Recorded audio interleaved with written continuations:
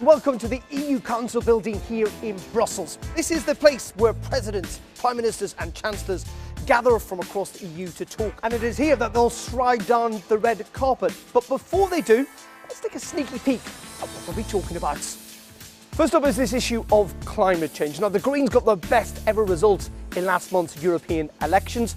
And now the pressure is on EU leaders to get their climate plans together, not least of all to try and make the EU carbon neutral by 2050. One man who wants them to do more is the UN Secretary General Antonio Guterres. Ahead of this summit, he's calling for the EU to commit to more than halving greenhouse gas emissions by 2030. Next up is the issue of enlargement, or adding more countries to the EU. Now, earlier on this year, Macedonia changed its name to North Macedonia. Why? Because it has helped end a bitter and long-running dispute with its neighbour, Greece.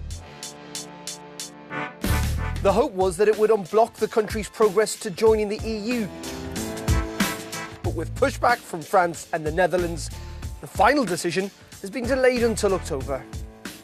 Next up, it's the question that's been echoing around the coffee shops here in Brussels. Who is going to get the EU's top job? Who is going to be the next Commission President? Now, the lead candidate from the European Parliament remains the EPP's Manfred Weber.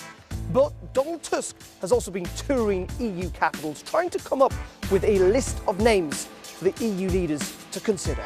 Expected to be on that list is the Liberal Margrethe Vestager, Socialist Frans Timmermans, and the Brexit negotiator Michel Barnier.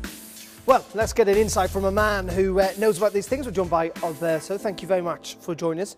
What are you looking out for at this council? Well, this council will be very important in terms of preparation time. Basically, the council, the head of state and government have to meet in order to discuss what kind of rules we're going to follow this time, because the rules are changing because the center of gravity in the parliament and the council do not overlap.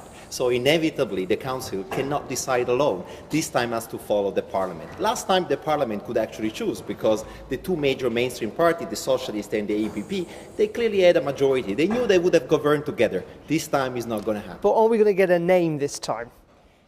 Some names will be circulating. Those names are those we call Spitzenkandidaten. Those names will be there. But obviously people are questioning, is Ms. Vestager really a Spitzenkandidatin? Well, she has decided to run right after, but I think she's one of the names. But there might be some other names popping out of the box, and those names may be allowed into the process. But we are not there yet, because what is going to be the driving factor will be who is going to find a majority within the parliament, and that person will be the President of the European Commission. And if I had to really press you on it, who do you say is going to get that top job?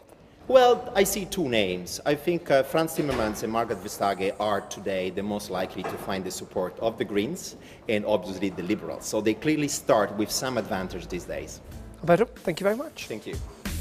Costing more than 300 million euros, this new building is affectionately known as the Egg. But as EU leaders gather here to discuss those contentious issues, do expect some cracks. Yes, EU summits happen all the time, but be in no doubt that this one will go a long way to help shape the future direction and look of the European Union for many, many years to come.